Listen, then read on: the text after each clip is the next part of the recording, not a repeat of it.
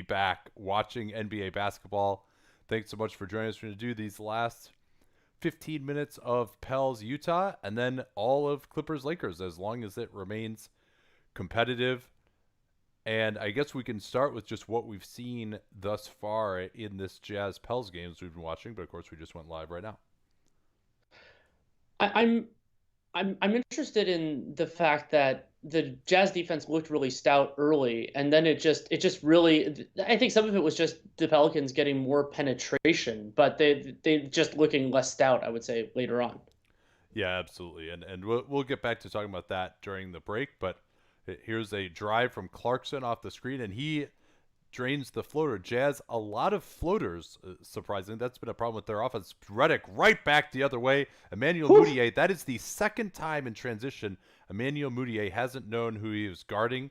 They give up a layup to Hart in the first half from that, and then he gets a three to Reddick right there as the Jazz second unit really struggled. But that time, it's a miscommunication from the Pels between Hart and Moore that leads to an easy layup for the Jazz. Yeah, one of the other stories of the first half was the Pelicans doing a lot better in second unit minutes than the Jazz did. Clarkson had, I think, a negative 21, not that it was all his fault. Yeah, we're going to get a foul here before that shot from Frank Jackson. This a critical game, of course, in the scenes. Looked as Gobert got poked in the eye just as we came on the air here, but hopefully he'll be okay. This would be his normal time to go out anyway. But very interested to see what happens in this one. The Pels obviously fighting to get into the play-in among a number of other teams for ninth. And then the Jazz, their seeding is at issue as well. They really want to stay out of seventh in particular to avoid the Clippers. Moore off the Hayes screen has space, looking for his floater in the mid-range. Eton Moore cannot get that to go. He does have a good floater.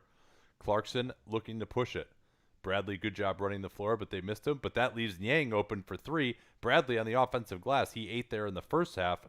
Tony Bradley is one of the best offensive rebounders in the NBA, Danny.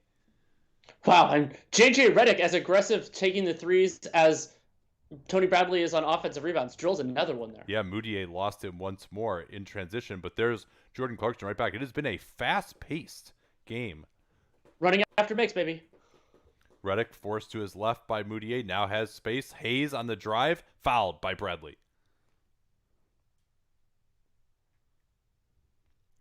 So while we have a chance here with the free throws, let's talk a little bit about what's gone on so far in this one. Anything else that stood out for you? I think that the Donovan Mitchell-Drew Holiday matchup has been rather one-sided. Yeah, absolutely. I mean, Drew Holiday has made himself a rep of slowing down elite guards.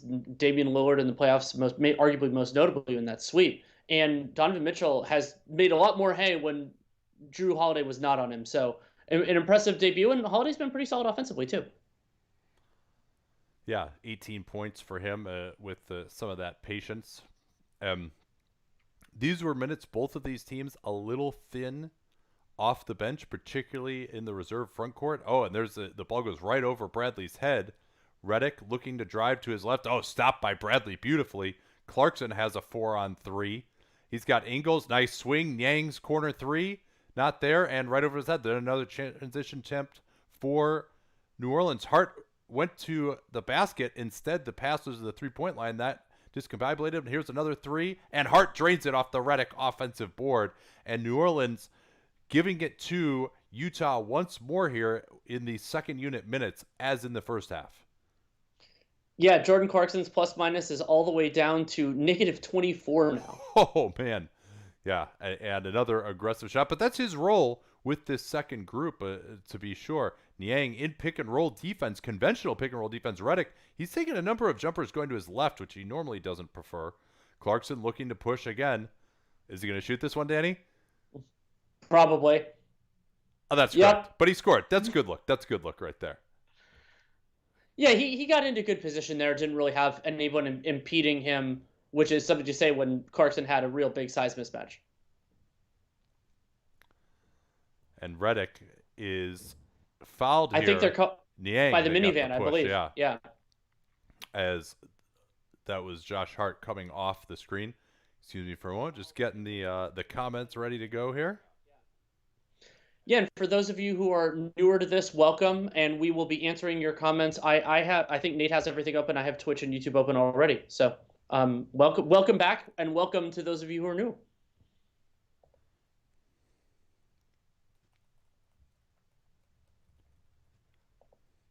So Reddick with more free throws here. We're going to see some Zion minutes, I would imagine, at the start of the fourth. It seemed like it was back to the same regimen that he was on at the beginning. It was short bursts, Chris Haynes reported, is what he was going to be playing, and pretty similar to what he was doing when he first came back during the regular year. Here's the screen by Clarkson. Conley, backdoor, nice look, nice lay-in. Great quick decision and movement there from Mike Conway to catch the Pelicans sleeping. Their reactions haven't been strong, and that's something that you often develop for younger players. Yeah, it looks like actually a hold on the backdoor. Yeah, Hart grabbing Conley just a little bit, although that was to Utah's detriment in the end.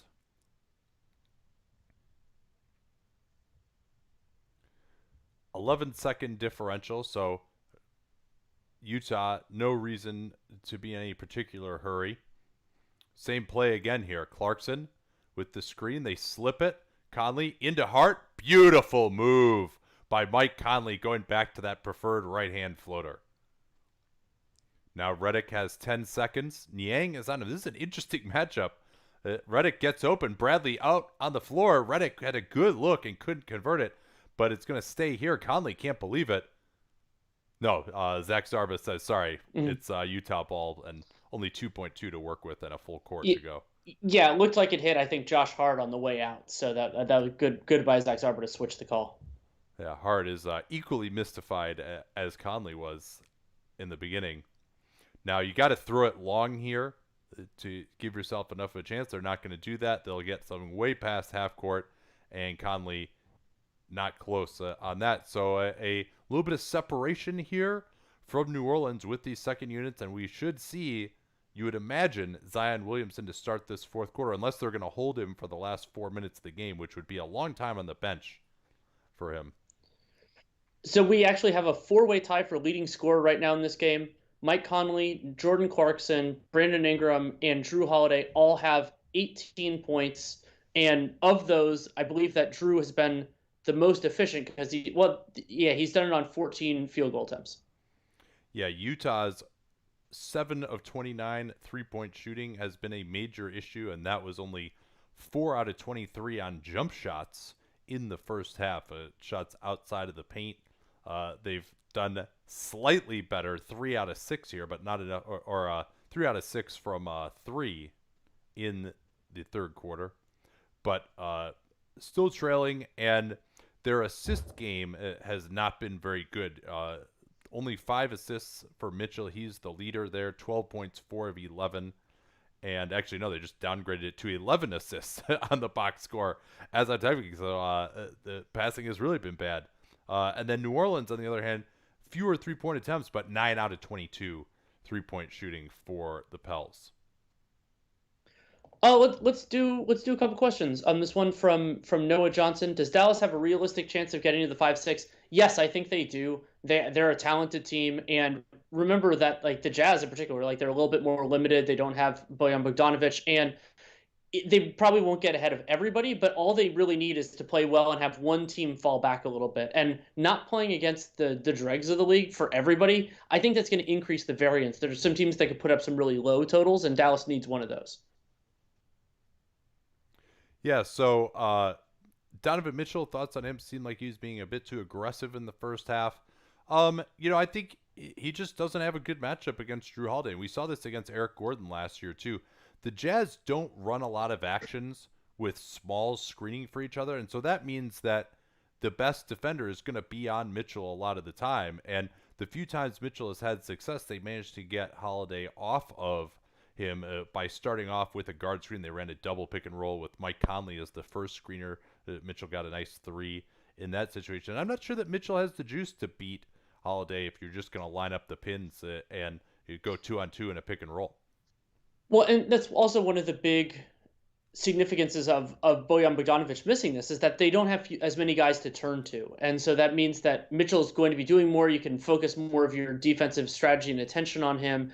And I think that's going to make life a lot harder. And you can think about, in kind of a different way, the Jazz teams that have struggled with the Houston Rockets, it was trying to make them a more basic team and then being able to beat that team. And I think that's something New Orleans has done, at least somewhat in this game, though I think they've succeeded more offensively. Okay, we are back here now for the fourth quarter. Let's get a look at Zion Williamson, hopefully. See who's out there with them. That'll be interesting.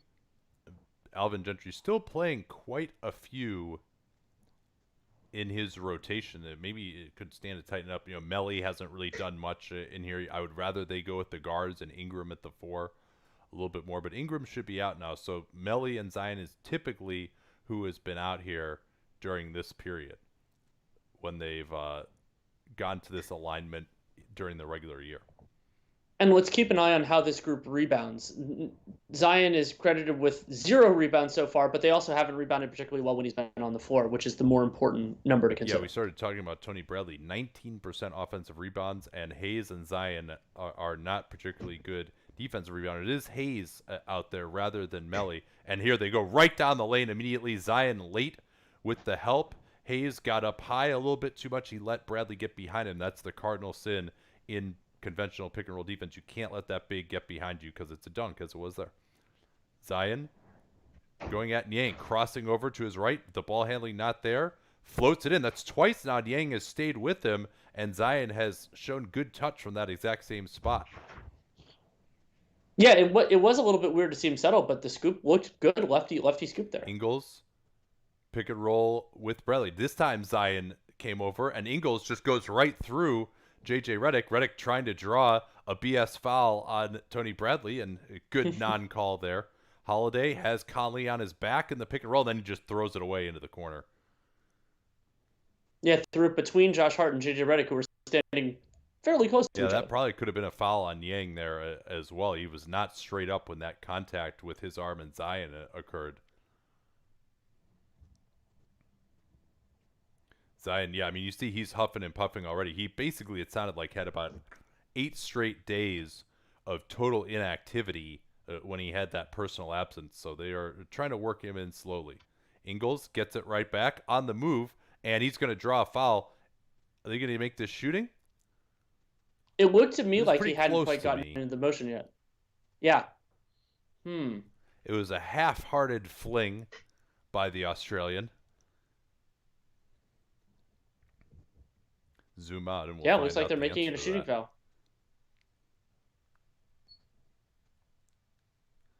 One thing that's encouraging, though, Danny, I mean, we saw those photos earlier. Haven't had a lot of people talk about it since. Zion Williamson does look to be a little more cut up than he was when he first returned. Agreed. He does, and I think there's still a lot more. It's a shame that he had to, for many reasons, that he had to leave the bubble and miss some time, because he was. I thought he was looking a little bit better, though it was just pictures in the early days of the bubble.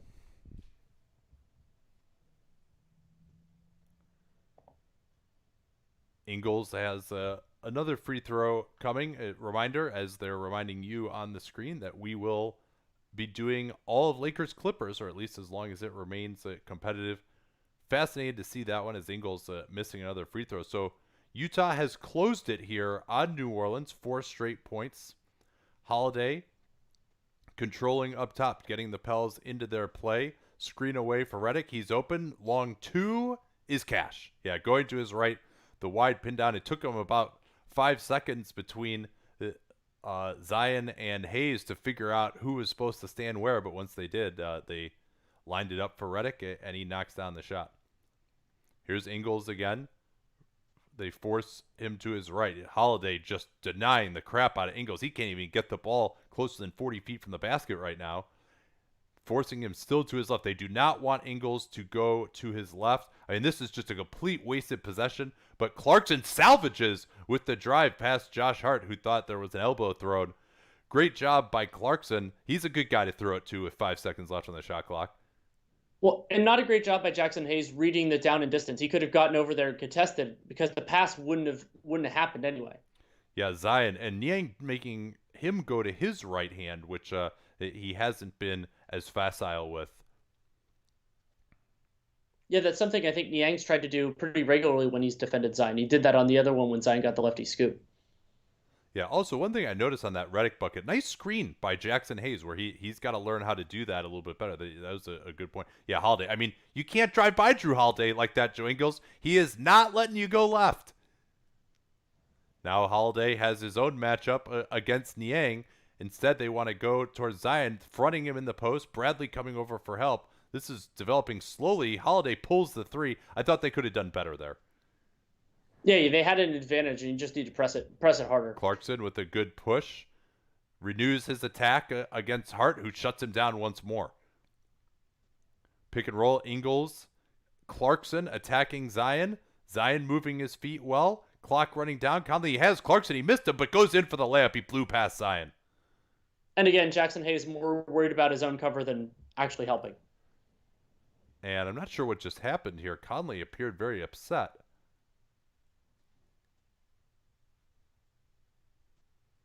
Officials now in a conference. I didn't see any possible violation in the live action. Let's see if we can catch it here.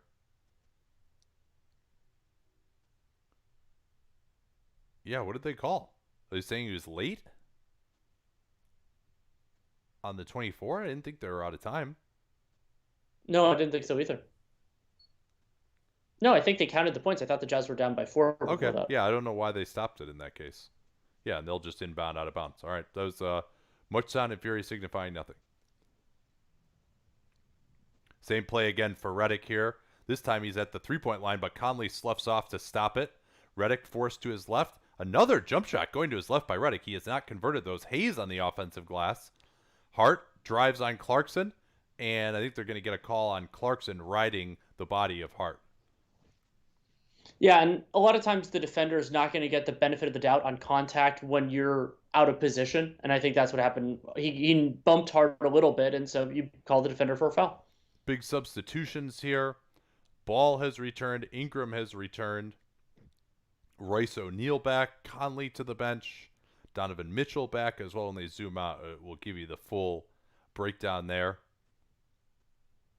Niang will sit down but as well. a better stretch for the Utah bench, which had been so much of a problem. Oh, there's that deep post up by Zion, but couldn't finish it.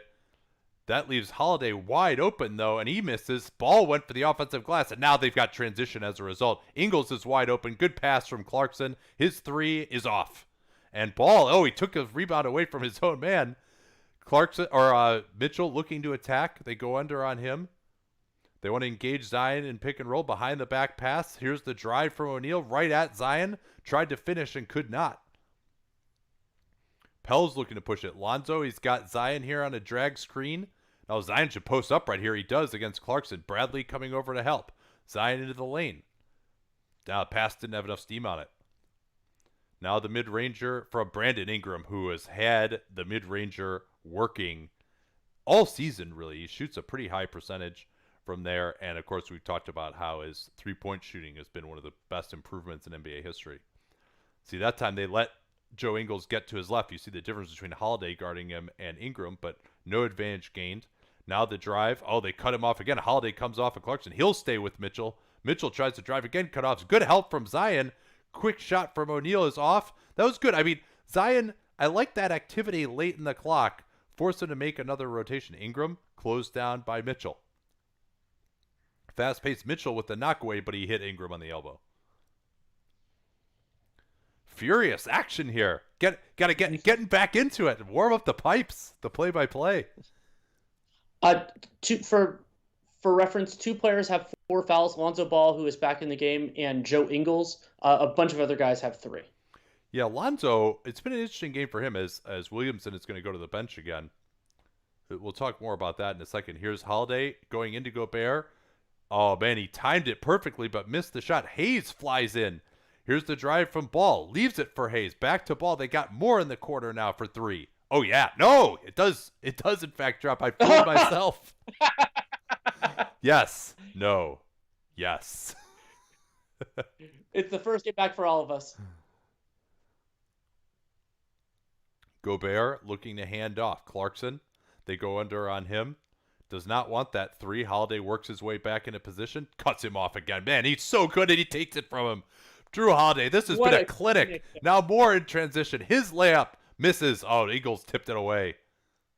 I mean, it was a good idea for Etuan Moore to not pass that to Lonzo Ball because Alonzo Ball layup is dangerous. Oh, that was airmailed. The alley-oop was forced to be too high by Hayes. Now Hayes will attack Ingles, and they're going to give this a blocking foul on Ingles. I think they're giving that no matter what. That is why you need to change the charge rule. That is an insanely dangerous play. I agree with you. And it's just sorry, I'm tweeting hashtag fix the charge.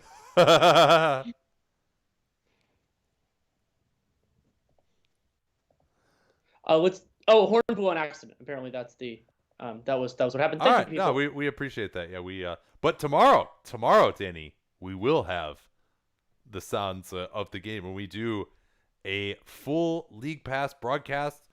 Don't have to sync up anymore. Just click on NBA League Pass if you have it, or you can just purchase the game in a one-time purchase as well, just right from the NBA page. This is just a great chance for us to really, this is the first time we're going to get to broadcast a full game, and we got the whole setup, same thing we normally do with the NBA, but it's all in one window. Orlando, Brooklyn. You can also, if it's, I know it's during the day, 12 or 2:30 Eastern tomorrow, but you can even watch it later if you want to. And I think just any numbers on this are going to help us to just show to the NBA that this is a viable form of commentary. So we appreciate this from y'all. You want to do another question, or you got something else to say, Danny? Speaking of appreciation, I like that Noah Boutine, I'm sorry if I mispronounced it, gave us another setup. They asked, besides The Athletic, what are some other sources, podcasts, news outlets that we consume? And we are giving you a new way to keep track of that with us. More you than me right now, but we'll work on that for me. Yeah, we got at patreon.com/Duncan LaRue. We're doing, basically, we're calling them daily dunks with a C, of course, because we're so witty. And so basically the idea is everything that I read in a day, we're going to just post it with a little summary so you can see exactly how we are keeping track of the league, the stuff that we think is really interesting. We'll probably also do a feature too where we try to highlight some more unheralded writers. I know there's a lot of really young, talented people that I would like to push myself to discover. So yeah, that'll be a great way to keep up with things. A few of those will be free, but others available for subscribers at patreon.com/Duncan LaRue.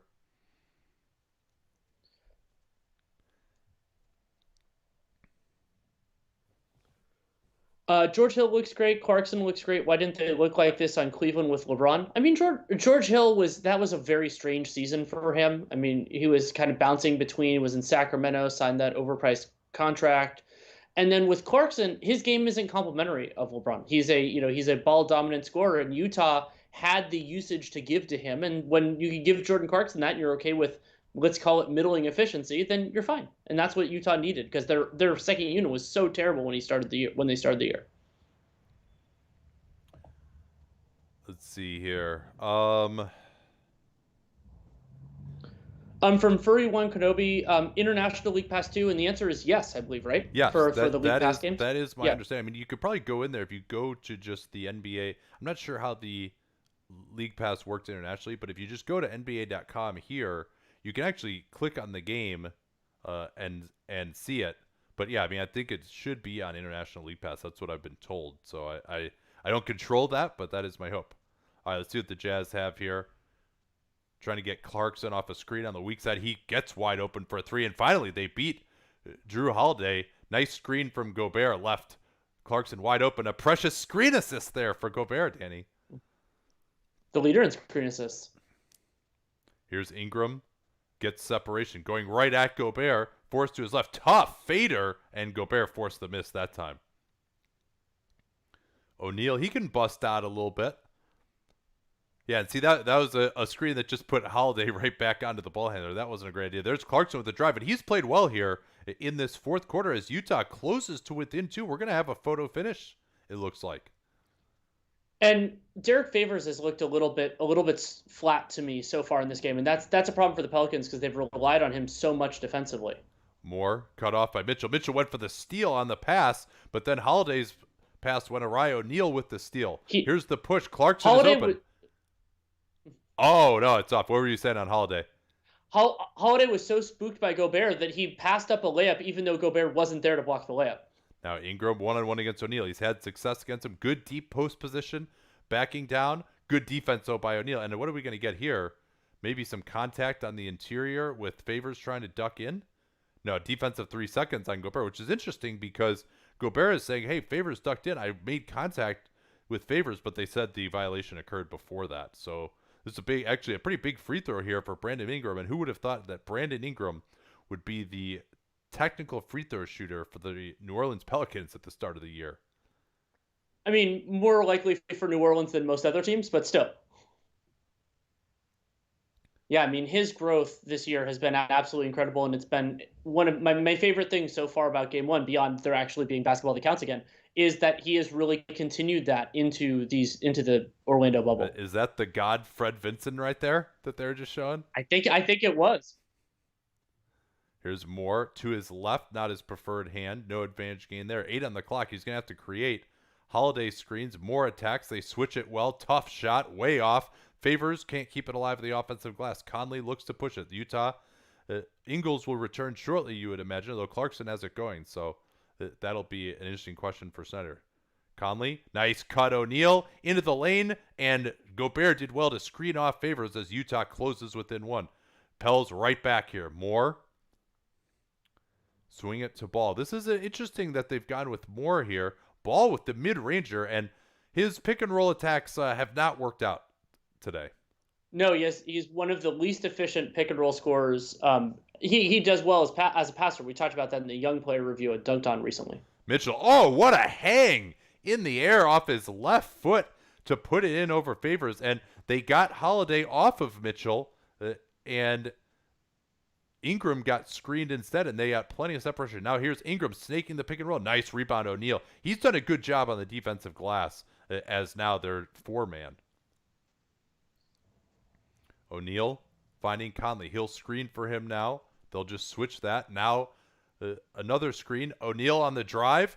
Tried to drop it off. Favors stopped him, and what are they getting? A jump ball here as O'Neal came back down with it.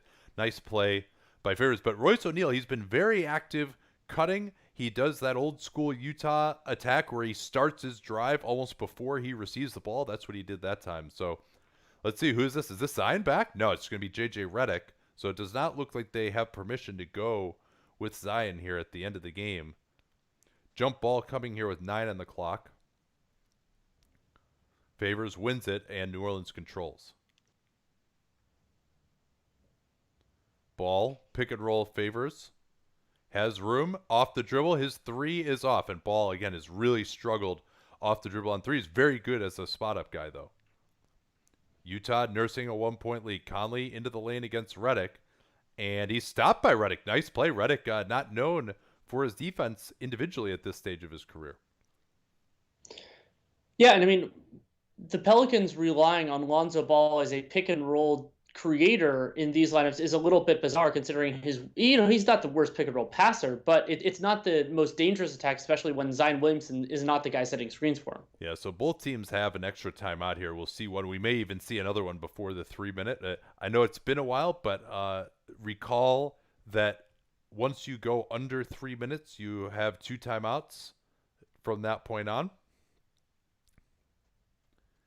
So we'll usually see a pretty long period of play because both coaches like to save those timeouts until the last minute or so. So this is coming up here. You're going to find out who's in shape.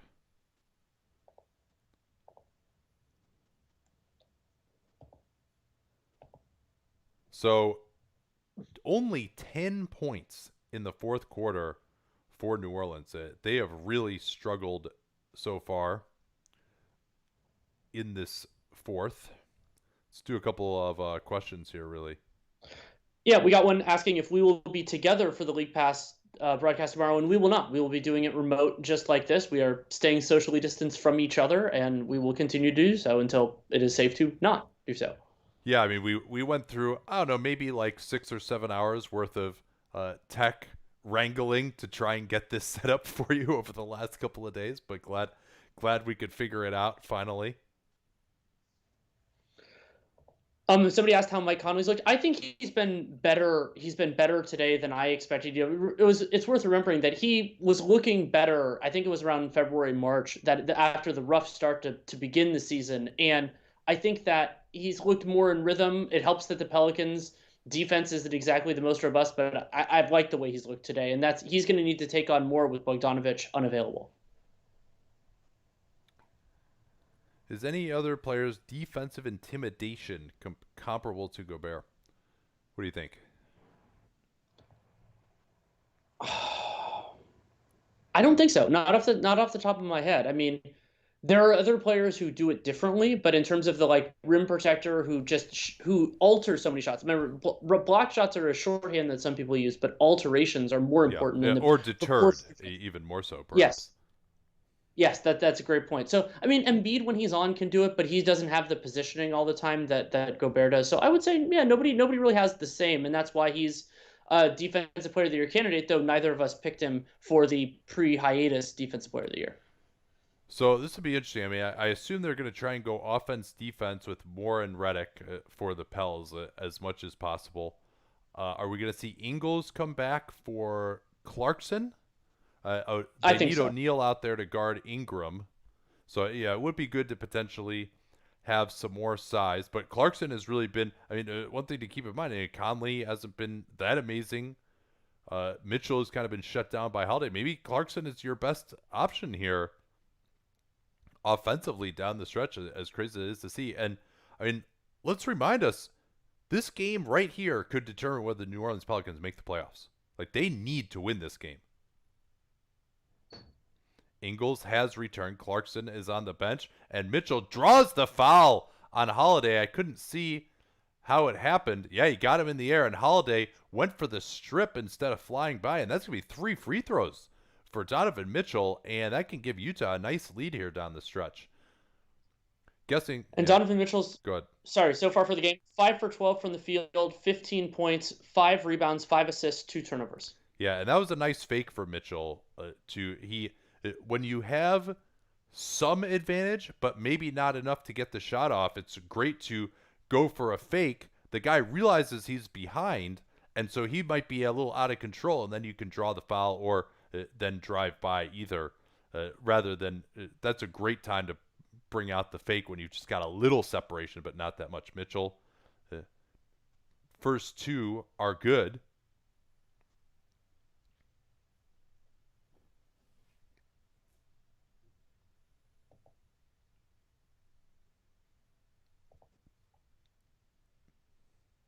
Missing that last one, and now Ball will bring it up for New Orleans.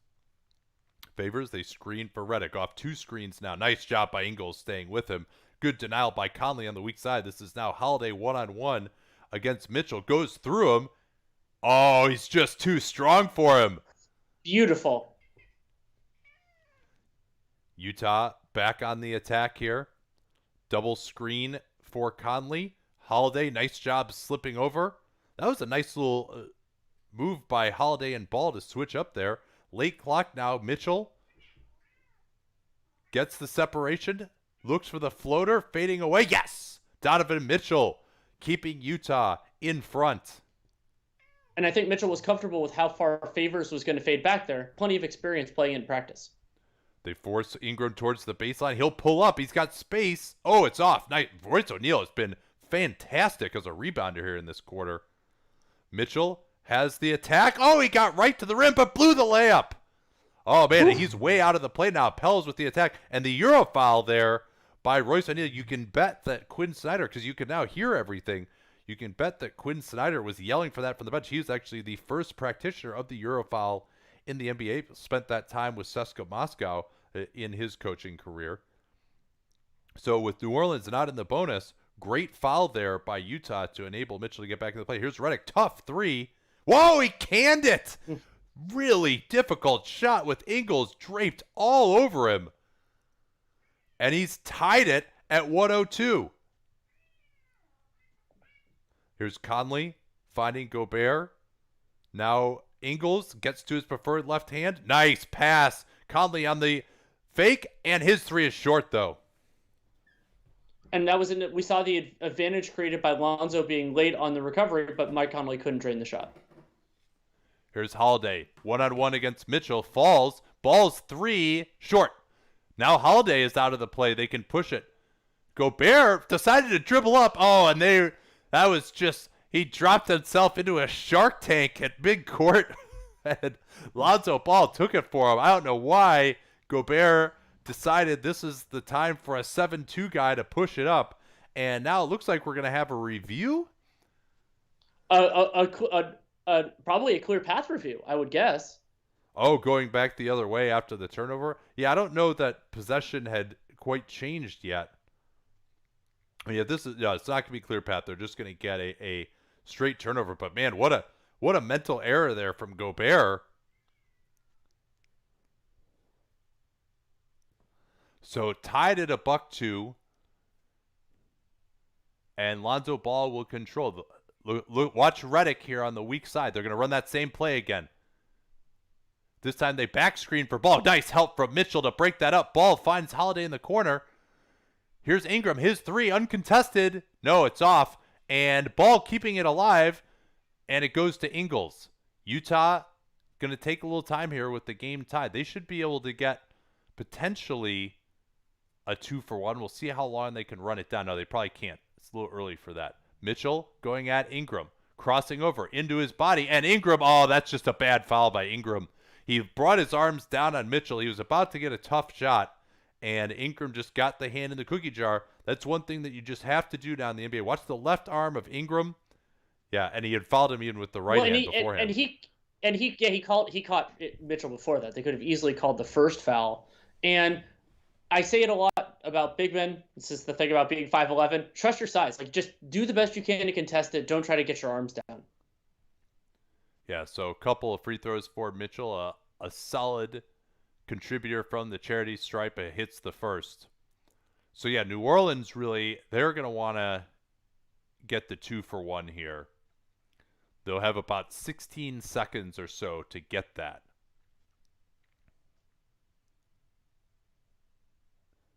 Mitchell cashes out on the second one, and we'll get a timeout from Alvin Gentry here. He's going to want to drop a play and probably let him know about the timing also.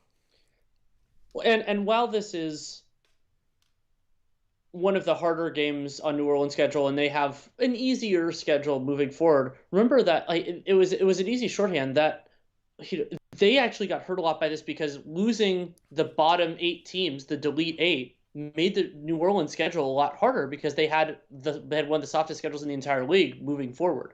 Yeah, although I think they're in, when you throw in the fact that they also get to do the play-in, I don't think they have really been shortchanged in the end. I mean, Memphis has a really hard schedule in theory. Yeah, and it's also true that New Orleans, so they have the Clippers and the Grizzlies right after this. You could make an easy argument that all 5 of their opponents after the first 3 are, let's call them, less inspiring. They play the Kings, the Wizards, the Spurs, the Kings again, and then Orlando. And Orlando's the only one of those teams that's probably going to make it in, and they might not be playing for much right then. They might be, just trying to rest up before their first round series. Yeah, that was the first bucket there they just showed with Gobert. The one post-up, of course, that he had all game. So I'm interested to see what Gentry's going to come out with here. They've had success playing off of Reddick. Last time they changed it up a little bit out of the same action. They had Reddick set the back screen and Ball was open, but it was a great job by Mitchell coming over to break that up. And interesting to see where they go for a 3 here as well. Holiday up top. They get it to Ball. Watch Reddick on the weak side. They don't go to him. Ball on the drive. Instead, Favors in no man's land. Yeah, this is tough. They may not get the 2-for-1 here. Gobert way up at the level of the screen. No advantage gain there. Ingram's going to have to create. O'Neal on him. And, oh no, what are they going to call? On the pass-off, a foul. I think this is the first in the last 2 minutes, though. I believe so, and it's not a shooting foul. So I think the Pelicans will get a side out. Let's see if this is a foul here. Yeah, he comes down just a little bit. Yeah, that's a foul. He tripped him. Good call. Yeah.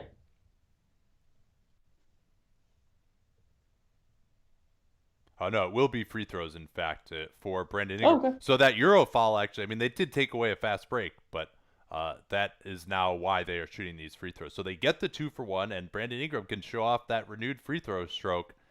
Ooh, gets the first one. It was a little short. Hart is going to replace Reddick, no doubt here. Yeah, go a little offense, defense.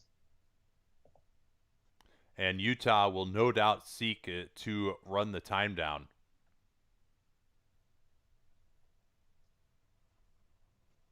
And Brandon Ingram, 2 free throws to tie it. And New Orleans will have at least one more chance, you would imagine, as Utah is going to get their timeout. Now, do you think if you're Utah, would you try to push for the 2-for-1 at all here? A 32.1 left, or is there not enough time? I don't think there's enough time. I think the perfect can be the enemy of the good, and you just force a terrible shot. And remember that if the ball's flight in the air, like I just think if you miss it, I think there's too much risk of it being a one and done. Well, I think what I would do is they're going to advance the ball, you would imagine, with this timeout here. And I would try to have some sort of a quick hitter, just like a backdoor. Maybe have your best shooter set a back screen, something like that. Just a quick hitter for an immediate layup. And if that's not there and you can't get the great shot immediately, then you can run the time down and force the Pels to come back at you with under 10 seconds remaining. Yeah, optionality is a very good idea here. I think that's a totally reasonable approach. Yeah, Des 8893 and I are on the same page. He says Utah might go for a quick 2 at the rim.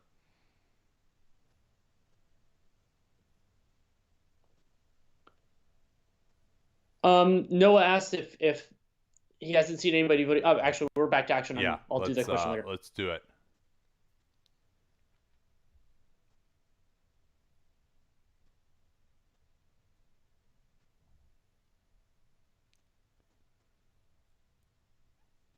So for Utah, be interesting to see if they go with Clarkson here for the offensive possession. I'm guessing they probably won't, because I don't see Alvin Gentry taking a timeout here unless the time has really been run down or unless Utah scores. Let's see what they got.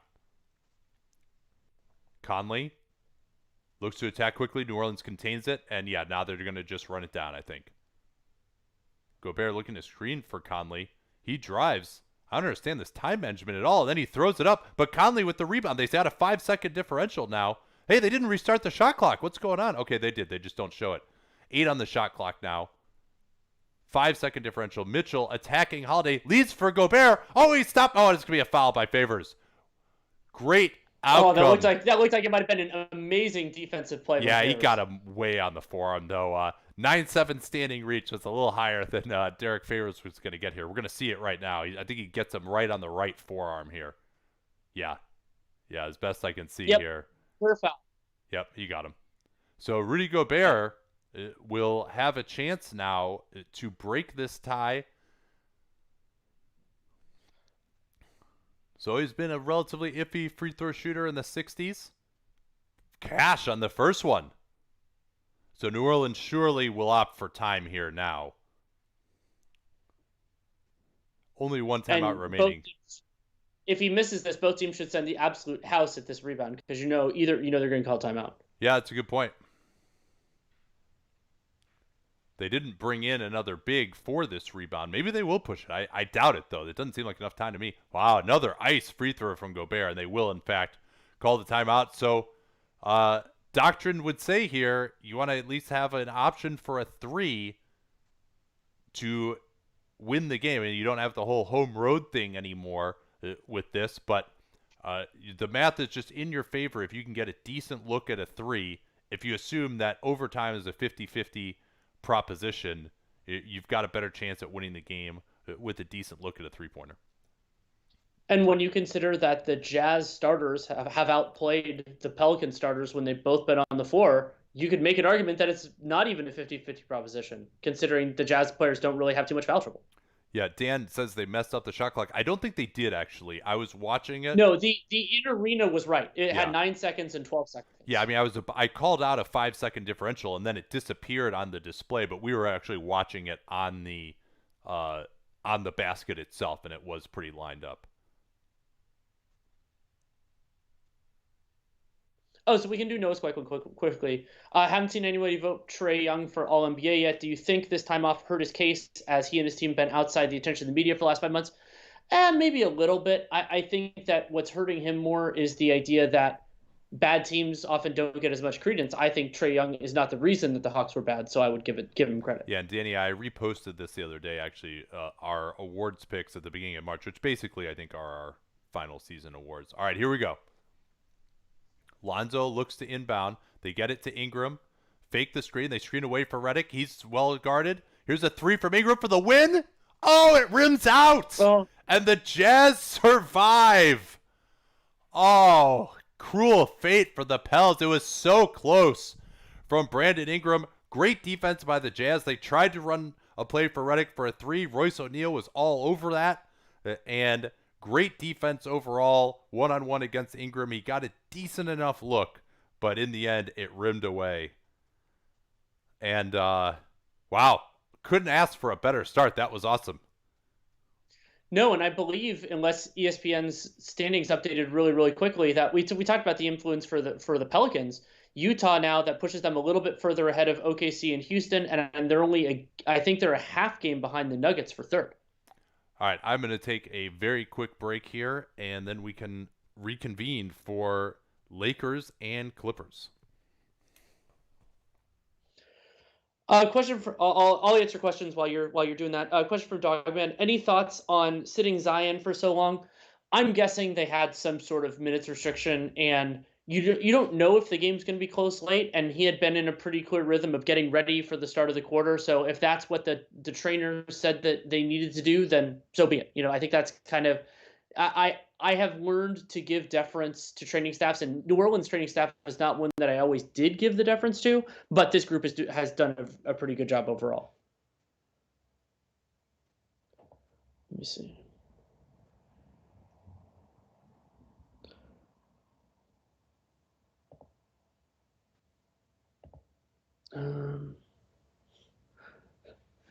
Jupiter Jasmine and my fellow Blazers fans are happy with the New Orleans loss. Yeah, you should be. I mean, because remember, the challenge here for all these teams is not only that you have to do well, it's that you have to, for the Pels and for the Blazers and the Kings and everyone else's, you have to do better than every other team in order to have a chance. And unless Memphis just completely eats it, which is entirely possible, you are going to run into the challenge of, it's not its best ball in that way, kind of to talk about something that Matt Moore and I got into.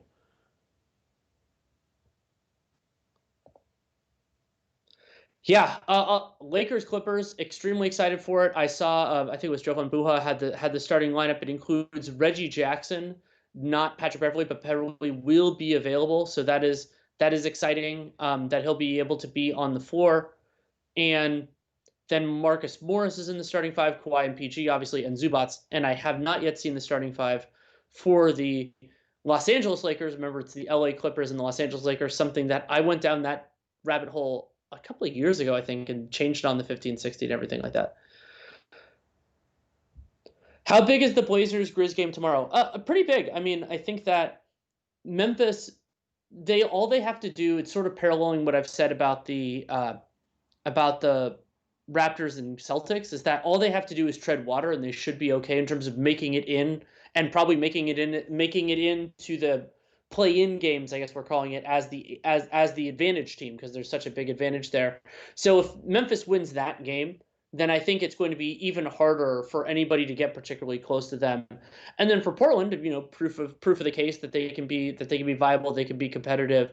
And I mean, Memphis will have plenty of time to kind of hold their ground if they don't get it from Portland, but I think that could be a pretty big statement that whoever's going to have to make it through is going to have to do it through them. And the other thing to remember for Memphis, I was looking at their schedule a little bit ago, is they play a lot of good teams late, and we don't know how they're going to handle it. Like, for example, their last game is against the Bucks. I don't think they're going to be facing those Bucks. I think it's going to be more like a, end of the regular season, non-hiatus kind of situation.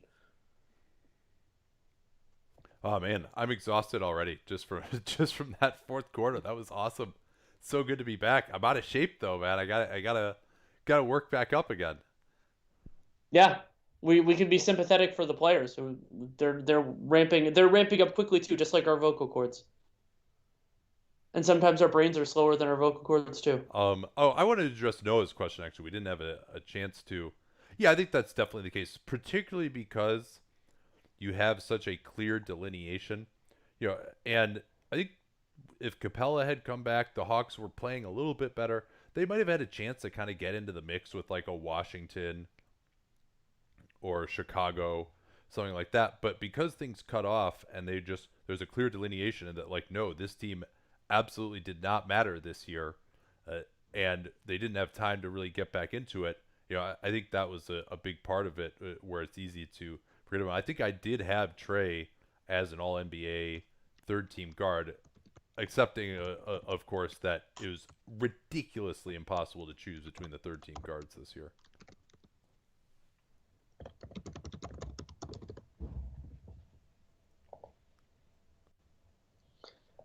We have a little bit of time before the start of this game, Nate. I talked about it a little bit, but anything you're looking for in particular? Yeah, I'm looking for. Well, we'll wait just a second here for that. But I think just like what the level of intensity is going to be. These guys have been waiting a long time to play a basketball game. It kind of feels like opening night. We could see some minutes limits. I would imagine. Maybe Kawhi will be in the 30-minute range. But I think LeBron was very vocal in getting this restart going. He wanted to play, it seems clearly, and a lot of players followed his lead. And so I think he wants to come out here and make a good impression on national TV, because this is the NBA's chance to show what they've done and get people back into NBA basketball. So that is my hope. And we also would be remiss if we did not tell you about our sponsor, Bookies.com, the best place to get gambling information on the internet. And something that we really like about bookies.com is that it's really about information. They have live odds, which are absolutely fantastic. I was just looking at what they're right now. They have the Clippers as slight underdog, 5-point underdogs, it looks like, is what I'm seeing as the best odds that you can get against the Lakers. And you can get that for over under, you can get it for the money line, and you could use that information along with their expert opinions to make the best decisions for yourself. Yeah, we got Mark Stratman, Adam Thompson. They are back to get to build up those records again. And yeah, it's interesting that the Lakers are favored by that much. I guess the idea behind that is the Clippers have had a disjointed preseason. They're missing Montrezl Harrell still, and Lou Williams is out as well. So the Clippers' bench advantage won't be as high. I think this is actually a very interesting case study here on what the Clippers look like without those guys, because I'm not sure that either of them actually should be in the closing lineup. I think Harrell is a better case than Lou Williams does, but I'm not sure that losing them hurts that much, if you were really going to play playoff minutes. But of course, the Clippers would normally have the bench advantage against the Lakers, and they're not going to have that tonight. Yeah, so if you are over 21, go to bookies.com/NBA for the latest odds, expert picks, and check it out. You can learn and earn at bookies.com.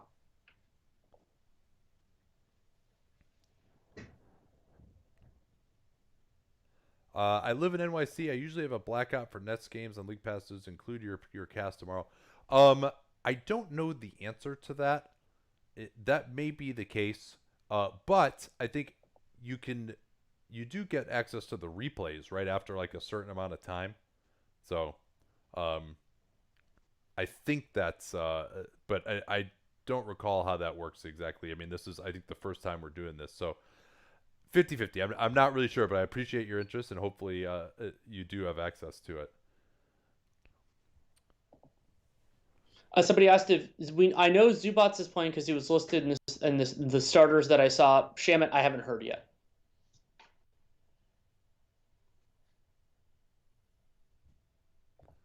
Yeah, so Ben, why don't we see if we can get the Lakers Clippers Twitter feed up here?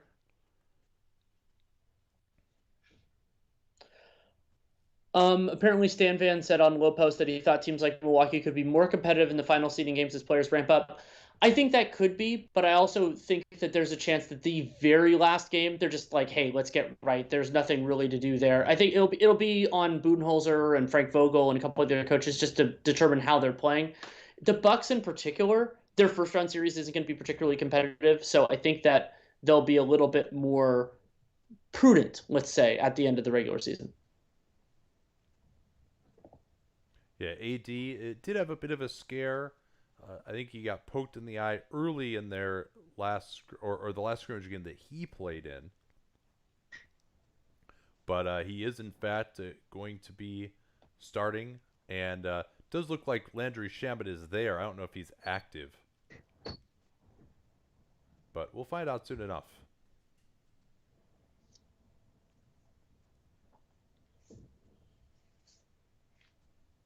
And of course, the big story for the Lakers that Avery Bradley not joining them in the bubble. He's replaced by Kentavious Caldwell-Pope. One thing our colleague Anthony Slater has noted as he's shifted to Lakers coverage is that starting unit is not as good defensively by the numbers compared with Avery Bradley. I think Caldwell-Pope has more size, but one of the things that we have seen is that Kawhi Leonard has really been able to physically overwhelm KCP in some of these earlier matchups. So that'll be something to watch early. Kawhi has shot very poorly in his scrimmage games, but probably nothing to make of there.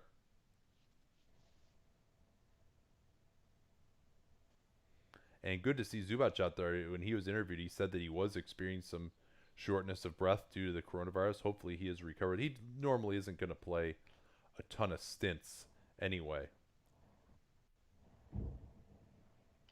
This is interesting. Why is LeBron's name below the numbers on his jersey? Is that because he's just sticking with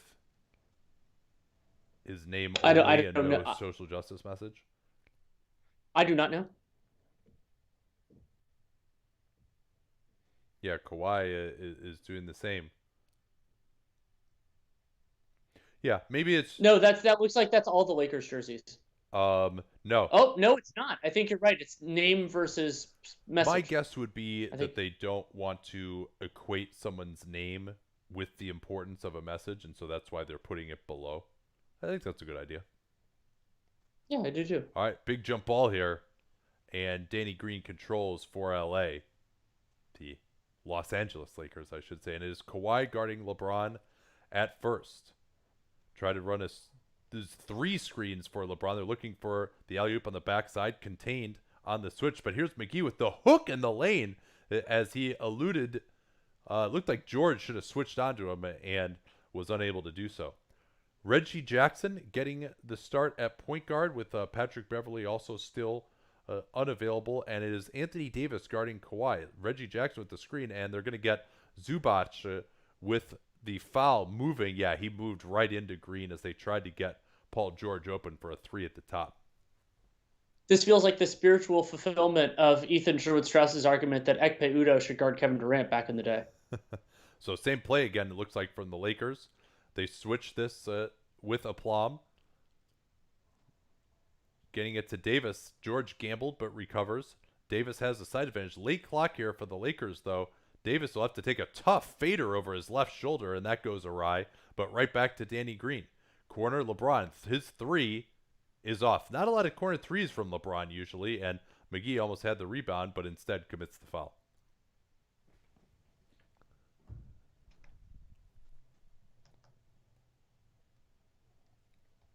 Yeah, and foul trouble will definitely be something to watch for these teams, especially the Clippers, because they are shorthanded in this game.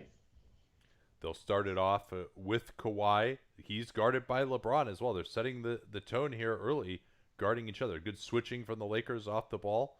Here's the drive from George. He's got space, fades over McGee off the glass on the right side of the floor. That's beautiful.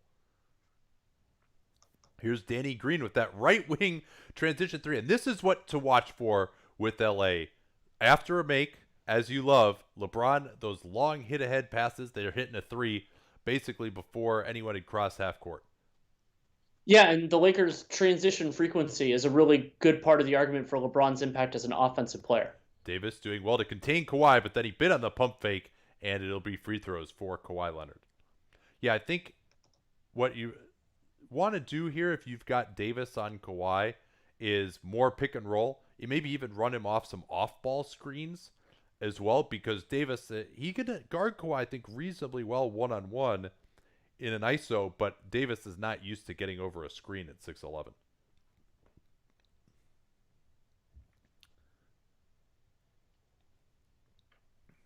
Leonard unable to scratch here with his first free throw, and it's been a career high in scoring for Kawhi this season by quite a bit, and in assists. So that was a big story early on, that he was one of the was having the best assist season of his career. Yeah, and Kawhi's playmaking has really grown the last couple of seasons, and as his ball handling has throughout the end of the Spurs, and then of course on the Raptors last year. Here's Davis going at Zubac, who did not commit the foul. Davis thought he did. Interesting that they switched Reggie Jackson onto LeBron that time. Here's Kawhi to his left, eluding Green. No, they're going to get the push off on Kawhi Leonard. Yeah, that was less of a push off than they usually call, but I'd like to see the league go in that direction. Absolutely, yeah. He did not, in fact, extend the arm, but he did clearly push off, and that's one where that's been a point of education this year. Davis, Green in the corner. They'll switch. This Clippers switching defense has been good, but now George is going to get called for a foul down low as he was holding Anthony Davis in the post, and yes, he did in fact wrap the arm around his torso there. Yeah, and so I talked about the Clippers' foul trouble potentially being a problem. Kawhi, Zubac, and Paul George now all have one. One is not a problem, but that makes it easier to get a second before the end of the first. Yeah, so a quick timeout here, and perhaps what needed has been a disjointed start between these two teams. One thing that I was talking about, I think you and I were discussing this, is that the best teams in the league, and what has been a departure from the last few years where you had Cleveland, Houston, and Golden State, is the best teams in the league are actually more defensively focused outfits. I think the Lakers, I would say, are a little bit more of a defensive team. Certainly the Bucks, certainly Toronto is a defensive team. Clippers, I think, have the most balance. Maybe that's why they should be the favorites. But they are an excellent defensive team as well when they really lock in. Bricklayer Joe asked, how impressed were you by that Zion behind the back pass in transition? I honestly didn't know he had that skill. Yeah, his passing vision, more so than the tools in the toolbox, was impressive at Duke. I think he can do more of that. It just hasn't really been as necessary early on the Pelicans. But his judgment is a part of why I was so high on him as a prospect.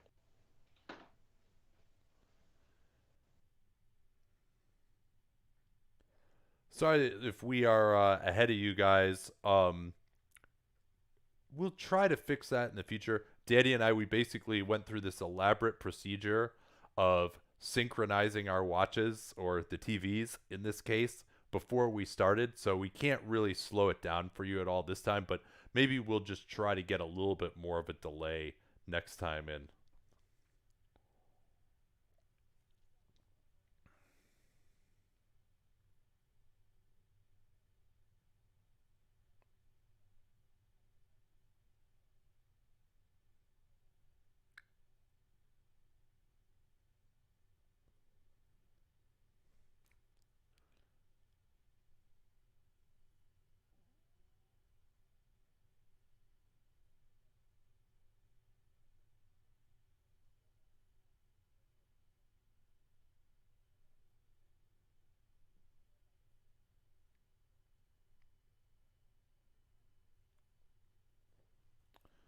Hey, Danny, you're we got some problems here. You got muted for a second.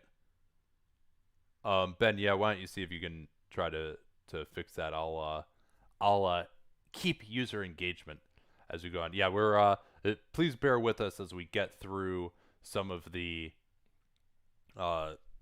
tech issues that we have here. I've got Danny coming in on a Skype through OBS.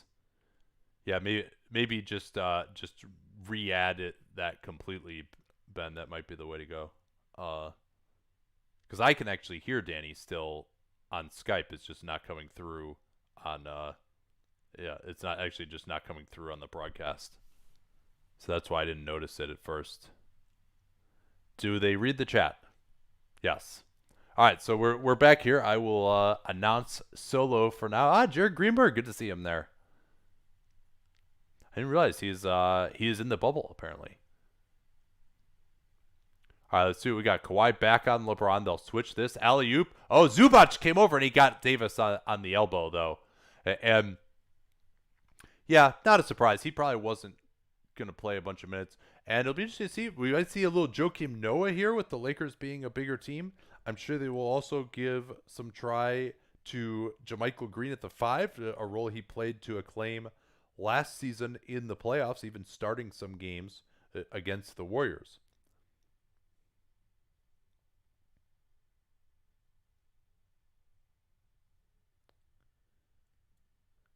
Yeah, there's the socially distanced bench. Nice shoes, though. Who's that on the right? Is that Dwight? Yeah, no, I like those shoes. I think he's like some Chinese brand now, right? Yeah, I shouldn't ask you that question. Also, nobody can hear you. You're just telling me. Danny says he doesn't know. All right, so Joakim Noah has in fact come in. 2 screens for George. McGee steps out, and a wide open look from the left side. That was Marcus Morris. And now a deep post up. That's beautiful from AD. Again, these transition attacks from the Lakers. AD, especially if you see AD challenge a jump shot on the perimeter, watch out. He's going to be sprinting the floor. He's going to be posting up, and LeBron is looking for him.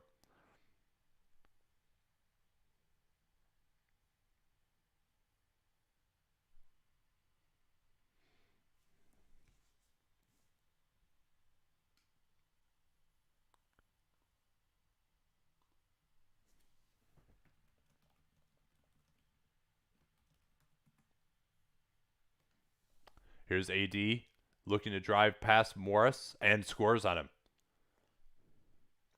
Yeah, that's one where you'd hope Marcus Morris could get through that screen. And I want to see what Joakim Noah does offensively. He has some nice periods of assists in the scrimmage games, but he really struggles to score. Here's Kawhi on the drive against Davis. Oh, and Green came over. He thought he went straight up. I think he might have had his arms forward. Yes, he did. Barely got him. Yeah, not yet.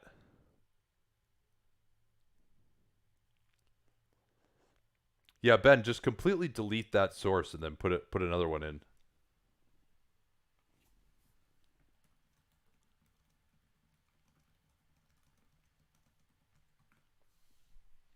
Yeah, OBS is really terrible. We've had so many problems with the audio on OBS. It's unbelievable. Like we literally did nothing and Danny's audio just disappears.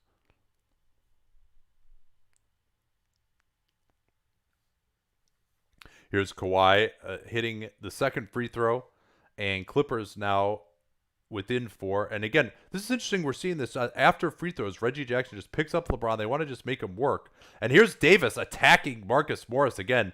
Marcus Morris has no answers for AD right now.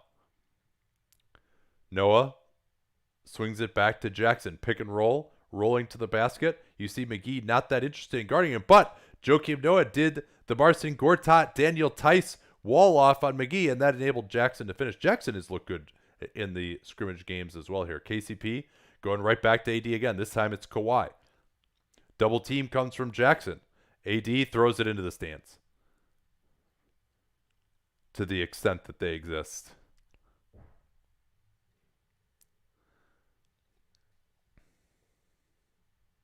Yeah, you see here on this replay, watch Noah just stop there. He knows he's not getting the ball for an alley-oop. Instead, he just screens his own man, and that enabled Jackson to get that layup. Here's LeBron getting over the screen beautifully. No advantage gained there. Kawhi backs it out. Noah trying to decide whether to go screen. Kawhi blowing by LeBron. Finishes beautifully with the left hand. What touch off the glass. They try to make Kawhi go left. That's the book on him. But he attacked that beautifully that time. Now here's LeBron. Alley-oop. Oh, McGee almost crushed it. Instead, it's George in transition. 4-on-3 with Noah running the floor. And they're going to get a blocking foul here on KCP. Good foul, though, in transition. Sorry, we are still working on getting Danny back with the Skype plugin.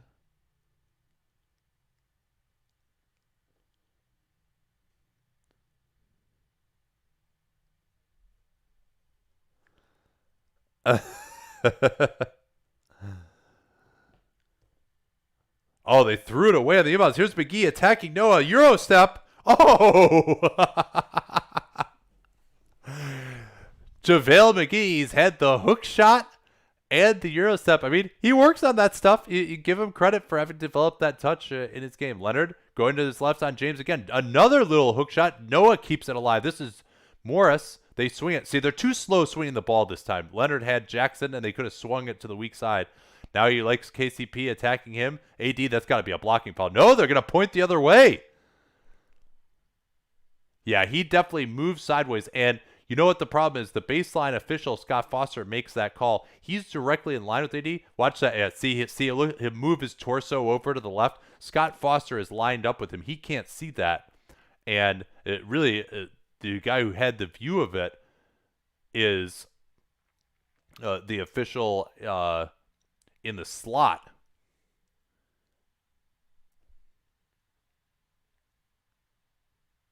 Yeah, Danny pointing out to me in absentia that this would be Kawhi's second, potentially, as they go to the benches, and we'll get another timeout here. We are working feverishly to get Danny back.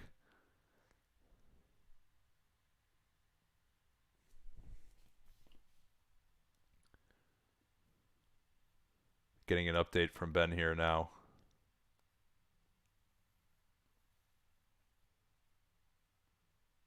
Oh, the review. Of course. Yeah, hopefully this will get overturned. That's a good, I like that with this about to be Kawhi's second. And you could put a foul on Davis too. This is actually a good review. I like this. I think coaches, the whole idea of like, oh, you got to save it for the fourth quarter. Nah, use it right now. Boy, I'll tell you what, man. It's been so long. I forgot that reviews even were something that we did in the NBA. How crazy is that?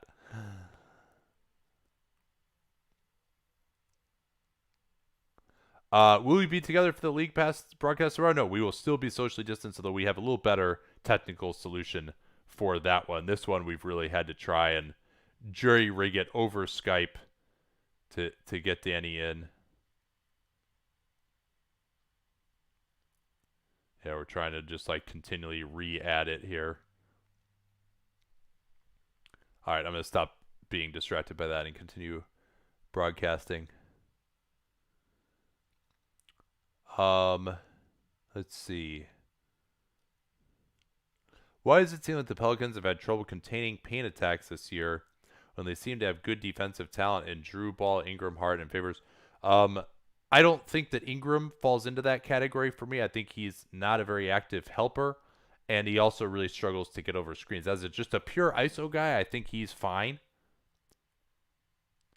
But other than that, I think he still struggles. And then Zion hurts their defense. Well, he didn't play that much this year. But when Brandon Ingram is your 4, he doesn't provide a lot of supplemental rim protection. And also, Derek Favors just can't play that many minutes. And Jackson Hayes has really struggled.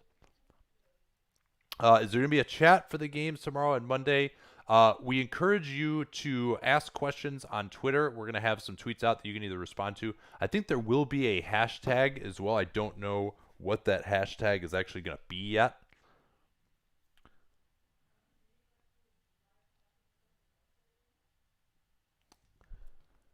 But that's going to be the way.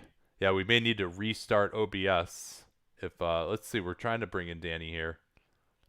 Yeah, it's we may have to just totally restart the stream if this doesn't work.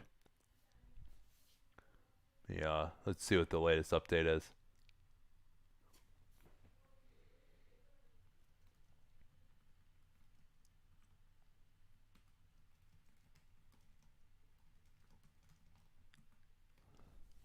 All right, we apologize for this again. It was working pretty well so far. Yeah, see, this is me as a block. Let's see if this if they see it that way. Yeah, I mean, he definitely moves. He's moving his body over to the side. And no, they kept it, of course. And now KCP with a nice little baseline drive, and that'll count. So big swing there. Kawhi is going to be on the bench with 5 points and 2 fouls.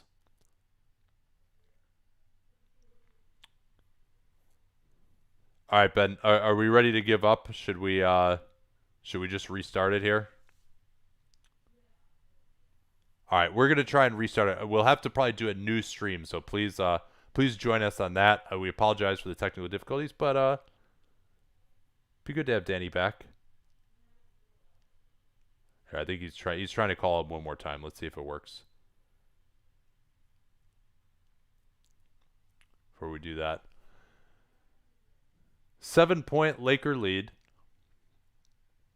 JaMychal Green is at the 4 next to Noah. Here's George off the screen, wide open. He eluded KCP beautifully. And then LeBron loses it out of bounds. And LeBron talking to KCP saying, hey, you got to get through that screen. And KCP is probably not going to say back to him, hey, you got to hold on to that rebound.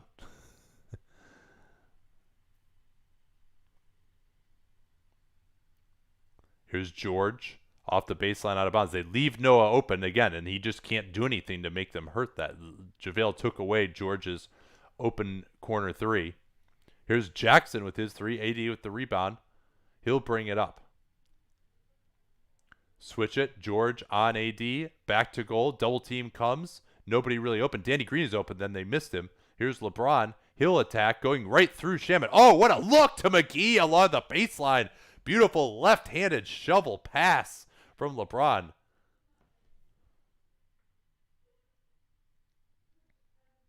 George into the lane, and his layup goes against McGee. Just standard pick-and-roll defense that time. LeBron, and now they scram out Reggie Jackson. Nice job by the Clippers.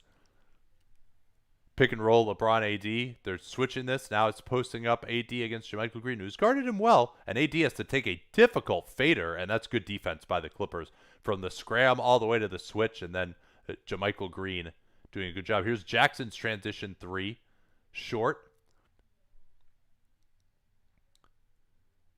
Pace has not been high so far. McGee, as LeBron tries to put him in the mix in pick and roll, gets past George, lays it in. No, foul called beforehand.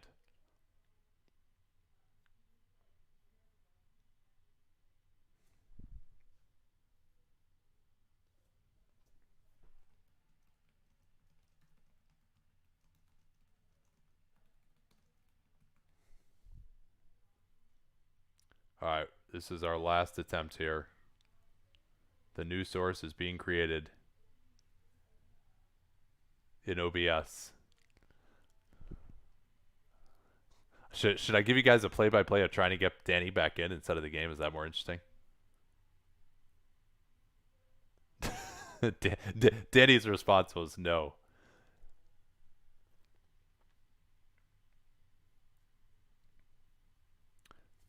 Okay, looks like it's time to just give up here. We're going to restart the whole computer, and we'll be back. Okay. Keep your eye out for a new stream real quick.